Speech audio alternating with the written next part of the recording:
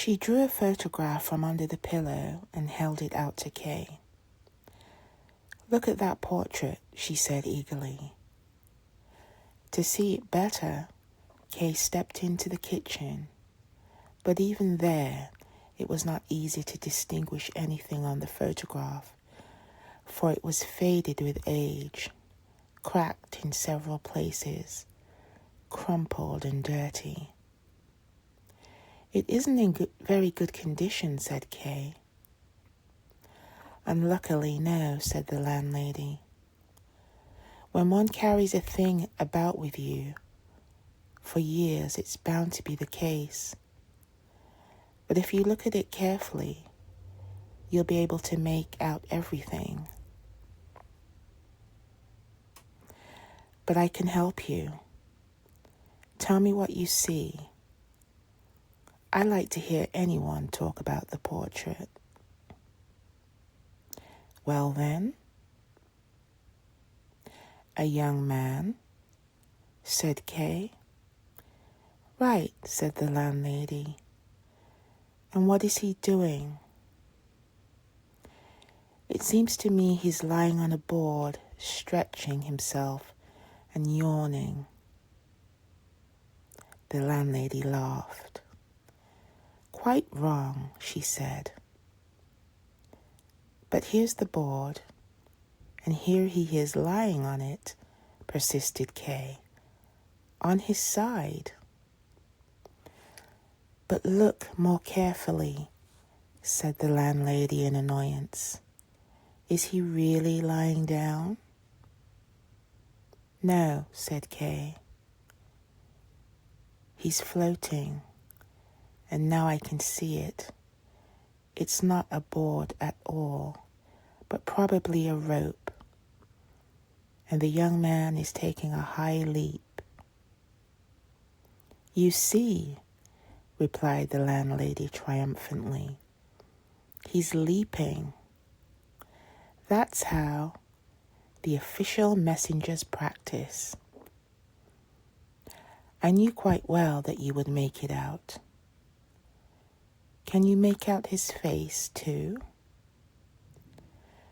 "I can only make out his face very dimly," said Kay. "He's obviously making a great effort. His mouth is open, his eyes tightly shut, and his hair fluttering." "Well done," said the landlady appreciatively.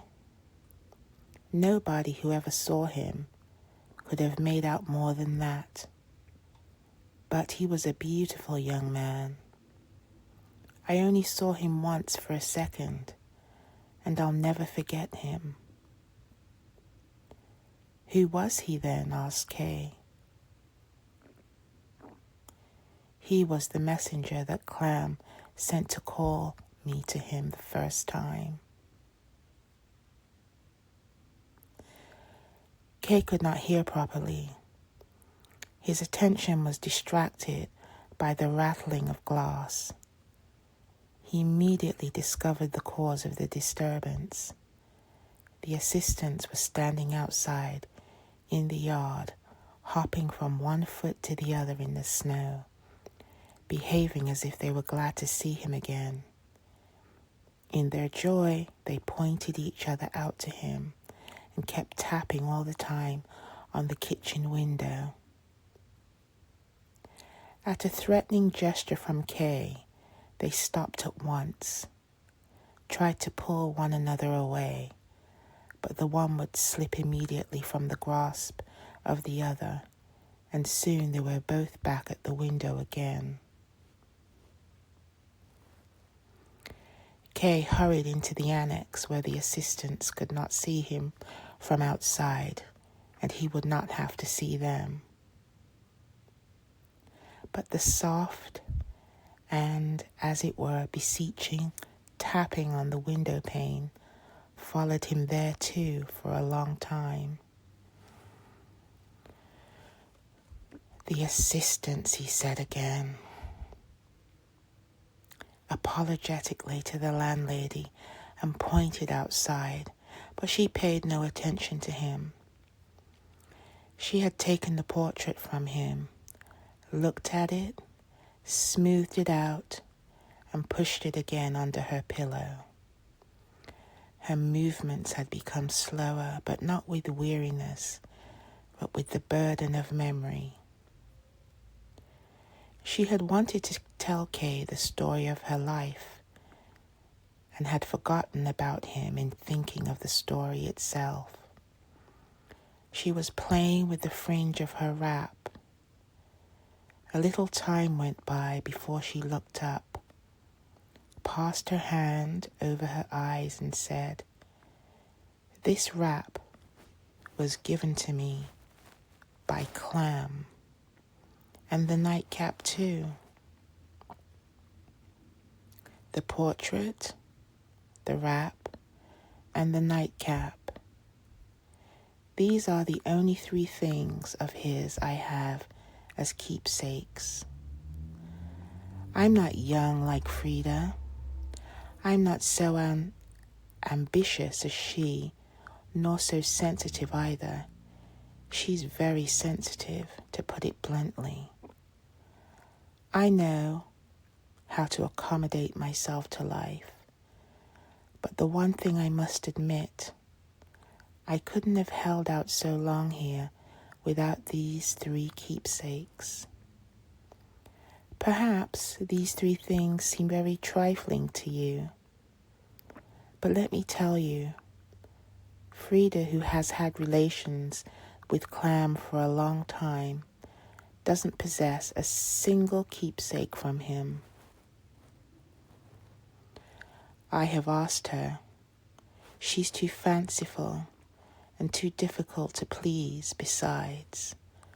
I, on the other hand, though I was only 3 times with Clam, after that he never asked me to come again. I don't know why. I managed to bring 3 presents back with me all the same, having a premonition that my time would be short. Of course, one must make a point of it. Clam gives nothing of himself, but if one sees something one likes lying about there, one can get it out of him. Kay felt uncomfortable listening to these tales, much as they interested him. How long ago was that then? He asked with a sigh. Over 20 years ago, replied the landlady. Considerably over 20 years. So, one remains faithful to Clam as long as that, said Kay. But are you aware, madam, that these stories give me grave alarm when I think of my future married life? The landlady seemed to consider this intrusion of his own affairs unseasonable and gave him an angry side look. Don't be angry, madam, said Kay. I've nothing at all to say against Clam. All the same, by force of circumstances, I have come in a sense in contact with Clam. That can't be gainsaid, even by his greatest admirer. Well then, as a result of that, I am forced, whenever Clam is mentioned, to think of myself as well. That can't be altered. Besides, madam, here Kay took hold of her reluctant hand. Reflect how badly our last talk turned out, and that this time we want to part in peace.